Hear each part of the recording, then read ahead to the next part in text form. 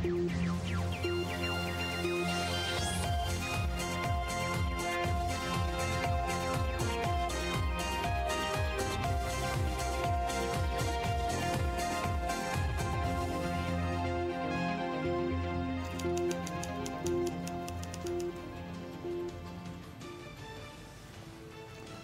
hello there. A very good Tuesday evening to all of you. Well, welcome to you live and direct from our Newsfirst studios in Colombo. I'm Joel Outscroon bringing you the news tonight. Let's start off today with a look at the headlines. Dr. Subramanian Swamy posts controversial message on Twitter about the former president. UN independent expert on foreign debt and human rights slams microcredit exploitation in Sri Lanka. IGP orders for investigation on the attempted fraud at SLC be handed over to CID. Legal action to be taken against 9 former ministers for not handing over their official residences.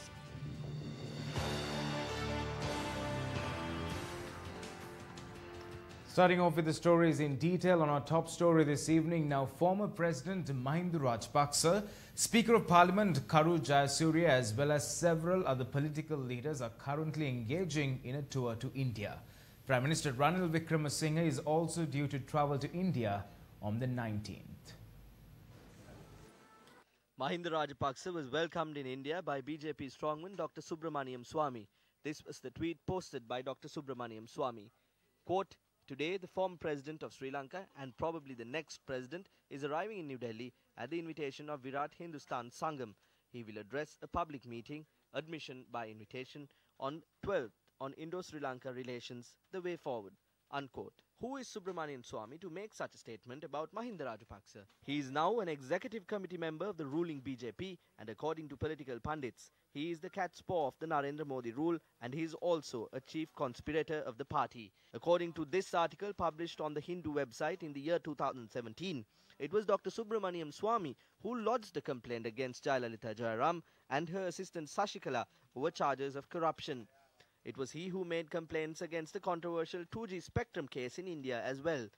Dr. Subramanian Swamy had also taken legal action against the former Chief Minister of Tamil Nadu, M. Karunanidhi, and several of his family members. As a result of these incidents, South Indian politics as well as the national politics in India were affected. It is in this context that Dr. Subramanian Swamy refers to former President Mahinda Rajapaksa as probably the next president. Is this the official stance of the Indian government? Or is Dr. Subramanian Swamy interfering with our country's sovereignty? After the 2015 presidential election, the South China Morning Herald had reported a story under the headline, "Indian Spy's Role Alleged in Former Sri Lankan President Mahinda Rajapaksa's Election Defeat." This same story was carried on Indian newspapers as well. After making claims that India and its Research Analysis Wing, or RAW, was behind the former president's election defeat, what is the deal that he is going to make with India now, 3 years later? In addition to the former president, several other senior politicians are currently in India. Speaker Karu Jayasuriya, who is among these senior politicians, called on the Indian Foreign Minister Sushma Swaraj, Indian President Ram Nath Kovind, and Speaker of the Indian Parliament Sumitra Mahajan, TNA Parliamentarian and Opposition Leader R. Sambandhan, Ministers Nimal Siripala de Silva, Gayantha Karunatilaka, Mano Ganeshan, and Rauf Hakim are among the politicians in India, along with Douglas Devananda and JVP MP Vijitha Herath. While the senior Sri Lankan parliamentary delegation is India, the Indian Oil Corporation is selling petrol at a higher rate than the CPC. After the fuel price hike last night, the IOC is selling a litre of 92-octane fuel 1 rupee more than the CPC price. IOC is selling a litre of Euro 4 petrol 3 rupees more than the CPC price. When the IOC is incurring losses, they add the cost to that loss and sell at a higher rate. Their losses get reduced through this, but the loss of the CPC increases. We are selling more at a cheaper price that causes losses. Their ulterior motive is to cripple the CPC. That should not be allowed. If there's a pricing formula, they should sell at the rate the government tells them to sell. They cannot work the way they want. What has happened is that a decision was reached in the year 2006 to allow the IOC to sell at a rate that they want to. Before that, there was a pricing formula. They had to sell at the rate the government asked them to sell at. If there was a loss, the government would compensate that loss. Who is this pricing formula for? The CPC is unaware that the Ministry of Petroleum Resource Development is unaware that the Finance Ministry puts forward this pricing formula. This price is not decided for the country. It is for the CPC because the IOC sells at a price higher than the CPC. They only hold on to a rupee or two because that goes unnoticed.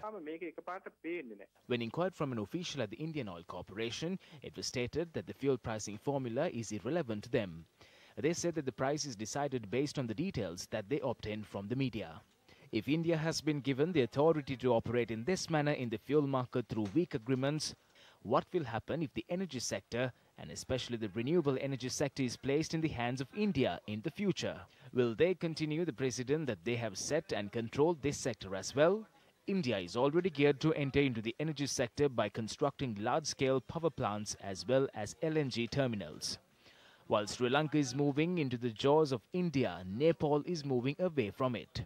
Nepal gets access to 4 China ports, ending Indian monopoly on transit. Should the country stand silently and watch while another country interferes with our country's economy and political sovereignty?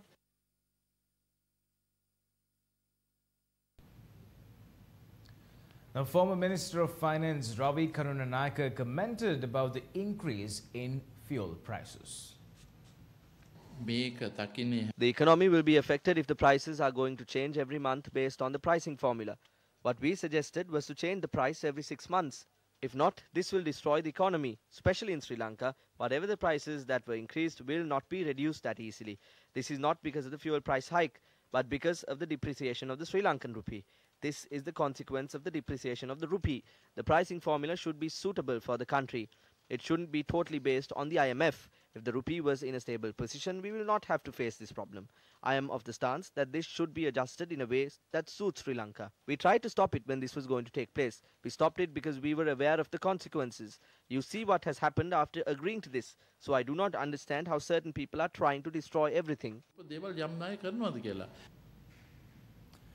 Well, now the Ministry of Public Administration says legal action will be taken against 9 former ministers who have not handed over their official residences yet. A senior official of the ministry said several former ministers, deputy ministers and state ministers have still not handed over their official residences. The official added the former ministers have been notified to vacate the residences immediately and legal action will be taken against those who do not comply.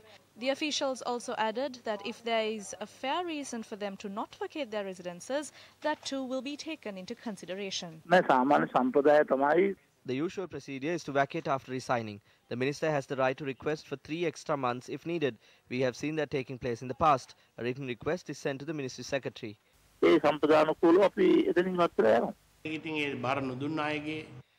who haven't handed over the houses should hand them over and leave. The Ministry of Home Affairs is in charge of this matter. The relevant authorities will take the necessary action.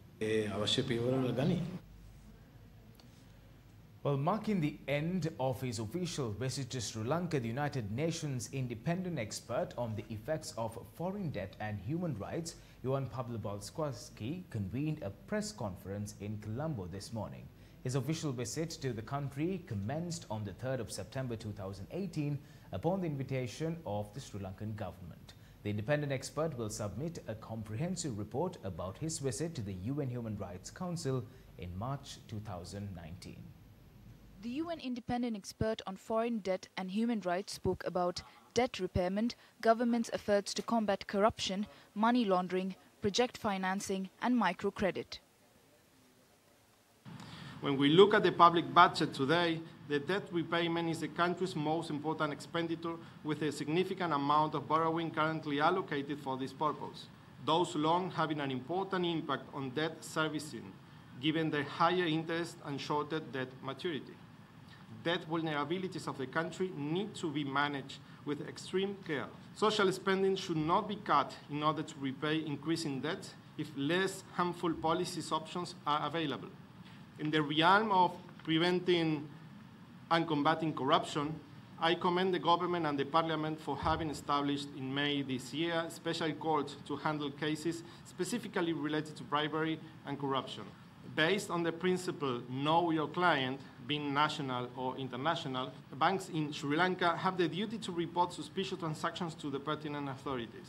However, because tax evasion is not considered the predicate offense in the country, therefore it cannot be the basis for money laundering, banks have no duty to report suspicious transactions that could involve tax evasion of the clients.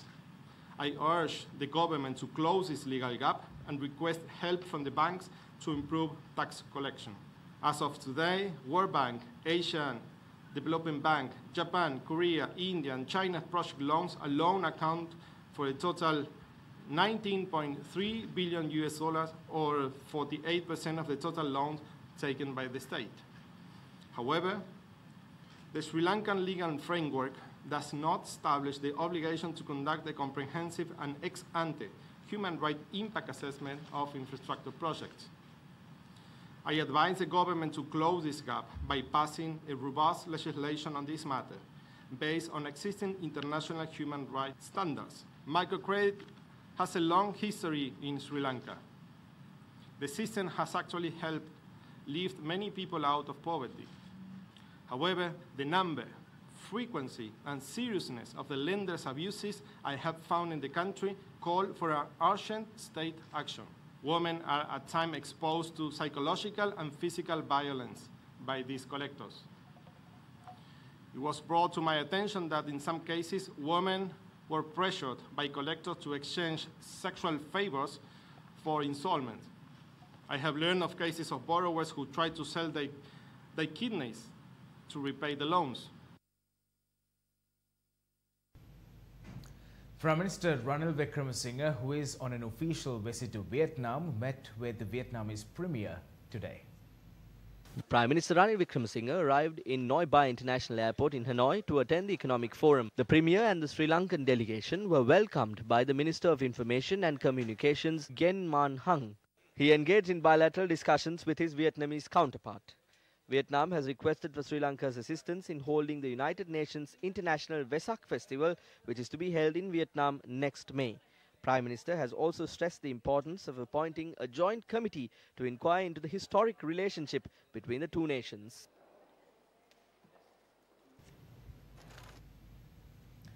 Moving on to more news now. Report of the Working Group on Arbitrary Detention on its visit to Sri Lanka was submitted in the 39th session of the United Nations Human Rights Council.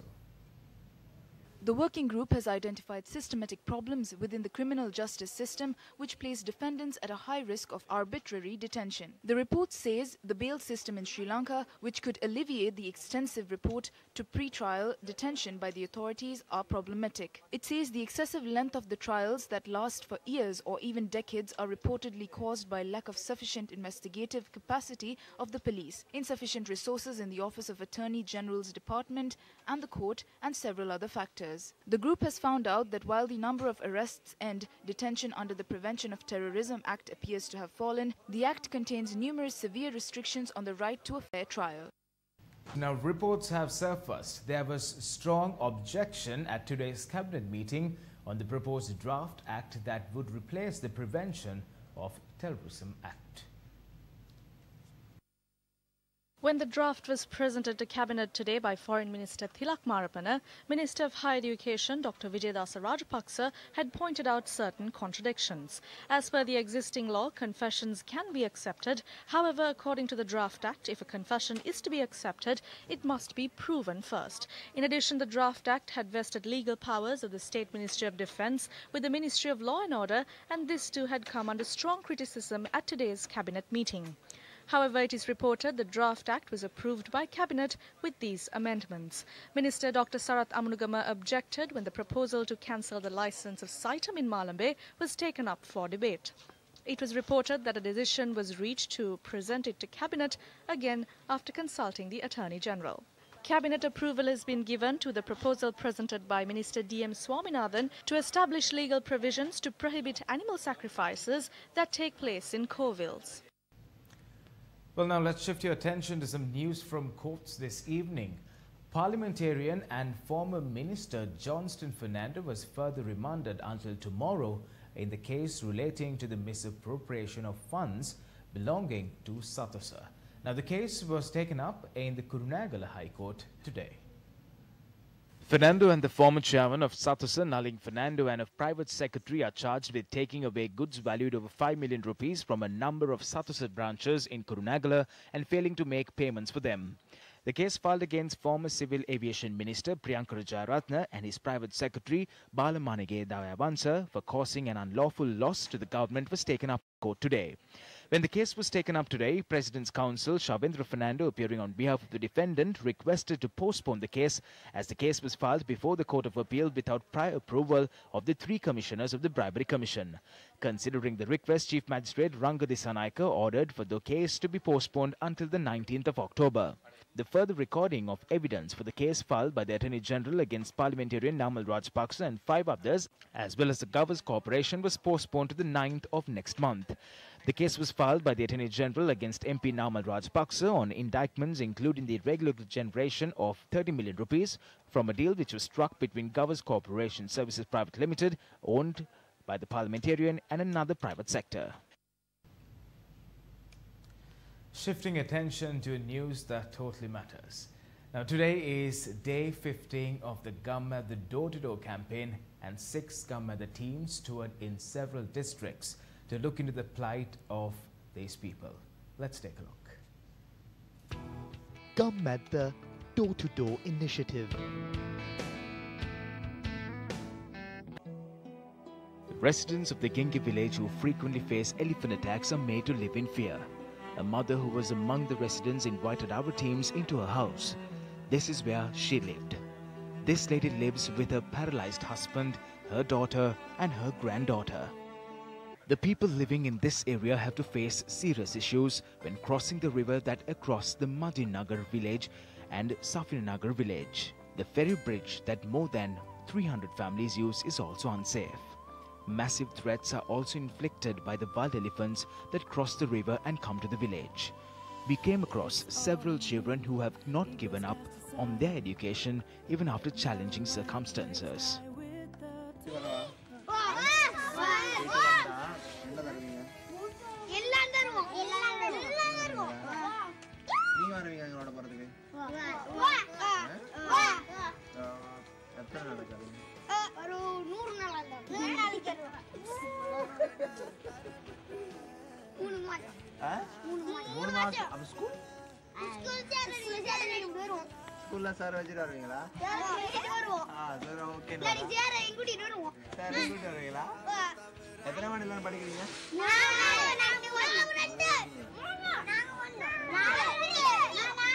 The main issue that the residents of Matika has the lack of proper roads. This issue has affected the economy of the villagers. They say that they have to take alternative routes and have to walk approximately 7 to 8 kilometers additionally. They said that on several occasions they have requested for a simple bridge to be constructed here. However, those requests have fallen on deaf ears. They are facing issues related to clean drinking water for over 30 years. Viharugam Mavati is a village with 45 families that make a living through the cultivation of rubber. Their houses are severely damaged and all 45 families have only 5 toilets. The children have to walk a long distance to reach the school. The lack of water is one of the primary issues. People of Pahalagama spoke about their financial difficulties with us. In a day and age where ICT education is of utmost importance, around 250 children are studying without any computers or technological support. Villagers and children face huge difficulties due to the unavailability of transportation mediums. The residents of Vasanagama, which loosely translates to the village of luck, have been facing many issues. They have to walk for 12 kilometers to reach to the nearest town. The waterways overflow on rainy days and the children will not be attending school on those days. Lack of water has been the major problem, and the people said that the tank that has been built a few years ago has no use. Gamme the Door-to-Door initiative. And moving on to some business news this evening, Sri Lanka's central bank has refuted claims that the nation is at risk from a foreign exchange rate crisis. Earlier, the Financial Times and many other international media publications reported that Sri Lanka is leading the list of countries that are at risk of an exchange rate crisis. In a report compiled by Nomura Holdings Incorporation, Sri Lanka, South Africa, Argentina, Pakistan, Egypt, Turkey and Ukraine are the countries most at risk, with Sri Lanka leading the pack. According to the report, Sri Lanka had the worst outlook due to still weak fiscal finances and a very fragile external position. The report added, with foreign exchange reserves of less than 5 months of import cover and high short-term external debt of $160 billion, its refinancing needs are large, and political stability also remain an issue. Responding to these publications, Senior Deputy Governor of the Central Bank of Sri Lanka, Dr. P. Namdalal Wickremesinghe, pointed out a series of anomalies in the Nomura report. He stated that Sri Lanka's debt is nowhere near the $160 billion figure quoted by Nomura. Dr. Wickremesinghe also pointed out that the actual figure is estimated at $14.3 billion. Analysts noted that whilst Nomura Holdings appeared to have made a mistake in reporting the total debt component, Sri Lanka's total debt component, including of the private sector borrowings, total approximately $55 billion.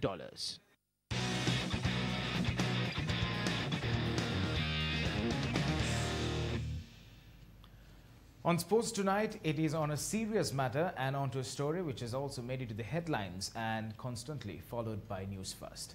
Now, the Inspector General of Police, Pujit Jayasundar, has decided to hand over the investigation on the attempted fraud at Sri Lanka cricket to the Criminal Investigations Division. Police media spokesperson SP Ruwan Gunasekara confirmed this to News First. It was revealed yesterday that there was a fraudulent attempt to transfer 880 million Sri Lankan rupees of SLC's media rights sponsorship funds to an offshore account. Organizations in charge of broadcasting of matches inquired the Chief Executive Officer of SLC on this matter. Issuing a release, Sri Lanka Cricket said steps were taken following a thorough investigation into the issue. SLC CEO Ashley De Silva filed a complaint with the police FCID concerning the matter. The police should conduct a special investigation into this issue. Several statements were made highlighting flaws in my decision to instruct SLSC to FCID. So I'm hoping to call the IGP tomorrow and speed up the investigation and punish the perpetrators. Don't think it is ethically or morally right to point fingers when an investigation is underway. The police is responsible to conduct an independent investigation. I hope the truth will be revealed. The Inspector General of Police was notified in this regard, and under his instructions, the investigations were handed over to the Criminal Investigations Department.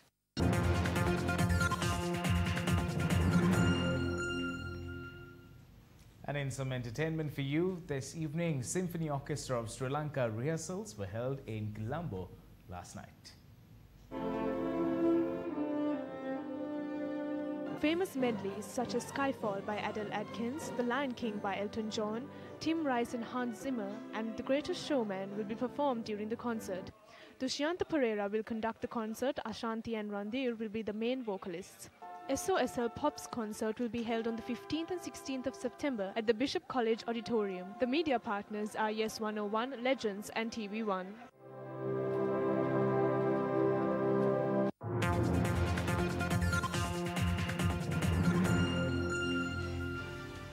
Well, with that, we wrap this edition of Primetime News. If you missed out on any stories, simply log on to our award-winning website, which is www.newsfirst.lk. Take care, good night. I'm Joel Outspoken.